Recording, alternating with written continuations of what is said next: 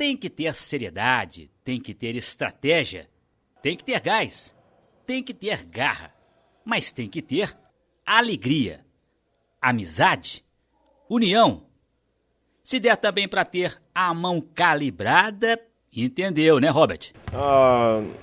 Eu sempre quero jogo bom, 60 pontos, muito divertido, pero finalmente só quero ganhar, 0 pontos, 40 pontos, não importa. Porque a cobrança virá.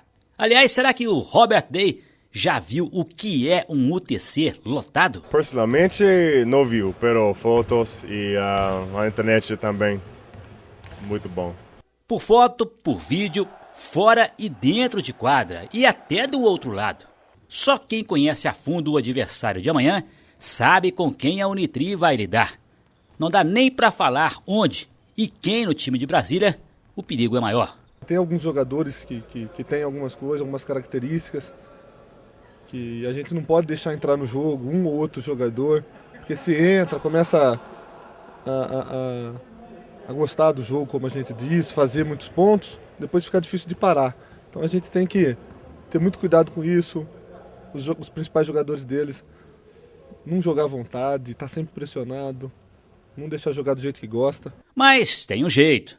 E os treinos da semana não mostraram outra coisa a não ser a Unitri com Brasília na cabeça. Brasília na estratégia. Brasília no gás do grupo. Brasília com o que o Brasília tem para ser superado. A gente está fazendo muitas variações, 2 pivôs fortes, 2 pivôs 1 4 e 1 5, 2 4, então situações que podem ocorrer no jogo.